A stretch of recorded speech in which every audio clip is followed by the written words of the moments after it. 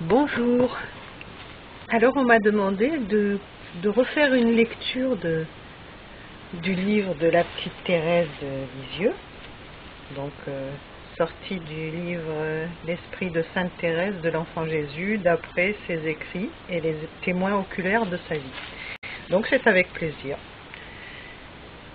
que je le fais.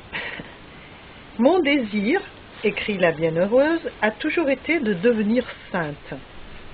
Mais hélas, j'ai toujours constaté, lorsque je me suis comparée aux saints, qu'il existe entre eux et moi la différence que nous voyons dans la nature entre une montagne dont le sommet se perd dans les nuages et le grain de sable obscur foulé sous les pieds des passants.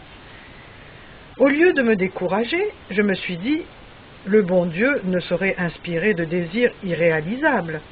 Je puis donc, malgré ma petitesse, aspirer à la sainteté. Me grandir, c'est impossible. Je dois me supporter tel que je suis, avec mes imperfections, sans nombre. Mais je peux chercher le moyen d'aller au ciel par une petite voie bien droite, bien courte, une petite voie toute nouvelle. Nous sommes dans un siècle d'invention. Maintenant, ce n'est plus la peine de gravir les marches d'un escalier. Chez les riches, un ascenseur le remplace avantageusement. Moi, je voudrais aussi trouver un ascenseur pour m'élever jusqu'à Jésus, car je suis trop petite pour gravir le rude escalier de la perfection. Alors j'ai demandé au livre saint l'indication de l'ascenseur, objet de mon désir, et j'ai lu ces paroles sorties de la bouche même de la sagesse éternelle.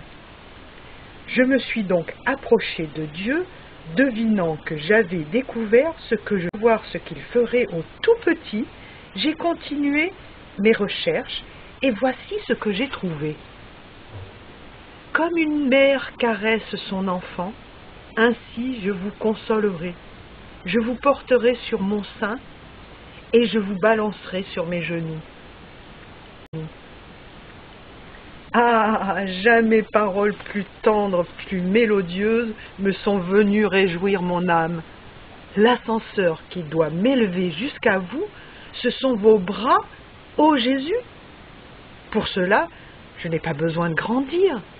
Il faut au contraire que je le devienne de plus en plus. Ô mon Dieu, vous avez dépassé mon attente et moi je veux chanter votre miséricorde. La bienheureuse Thérèse a donc trouvé dans l'esprit d'enfance le sommet de sa perfection, la dernière expression de son amour, le seul moyen pour elle de pénétrer au plus profond du cœur de Dieu.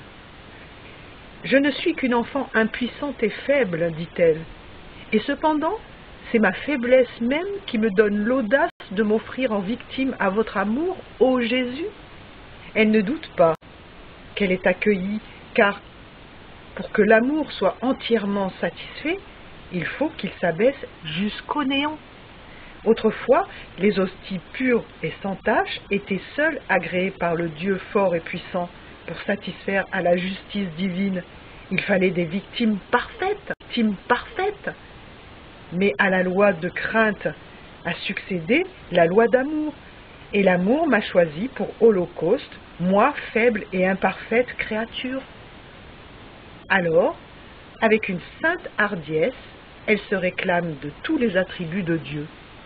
Non d'avoir captivé son amour, mis à contribution sa miséricorde, elle voit jusque dans sa justice un motif de confiance. La miséricorde s'exerce envers le pécheur pour pardonner, la justice sur les petits pour les protéger.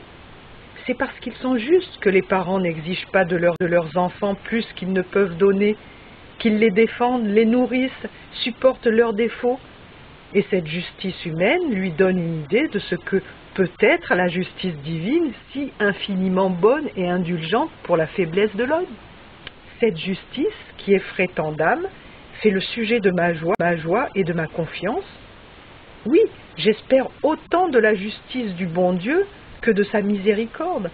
C'est parce qu'il est juste, qu'il est compatissant et rempli de douceur, lent à punir et abondant en miséricorde. Car il connaît notre fragilité, il se souvient que nous ne sommes que poussière. Comme un père a de la tendresse pour ses enfants, ainsi le Seigneur a compassion de nous. Même chez les pauvres, tant que l'enfant est tout petit, on lui donne ce qui lui est nécessaire. Mais quand il a grandi, son père ne veut plus le nourrir et lui dit « Travaille maintenant, tu peux te suffire à tout bien ». C'est pour ne pas entendre cela que je n'ai jamais voulu grandir, me sentant incapable de gagner ma vie, la vie éternelle du ciel. Je ne puis m'appuyer sur aucune de mes œuvres pour avoir confiance. Ainsi, très peu de jours avant l'aggravation de mon état, plusieurs carmels ont demandé d'appliquer les suffrages de l'ordre à des sœurs défuntes. Le temps m'a d'abord fait défaut, et maintenant, comme je suis plus malade, on m'en a dispensé. Cependant, j'aurais voulu goûter la satisfaction de me dire « j'ai rempli toutes mes obligations ». Mais le bon Dieu m'a vite montré que j'étais trop petit pour avoir jamais pu, dans ma vie, acquitter une seule de mes dettes spirituelles, et qu'il me voulait dans cette pauvreté. Ce fut une vraie lumière, une vraie grâce. Alors j'ai répété avec une grande douceur la prière de Saint Jean de la Croix. Acquitter toute dette. Et j'ai éprouvé une grande paix à me sentir absolument pauvre, à ne compter pour tout que sur le bon Dieu.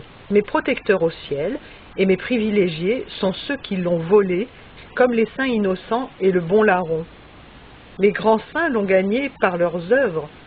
Moi, je veux imiter les voleurs.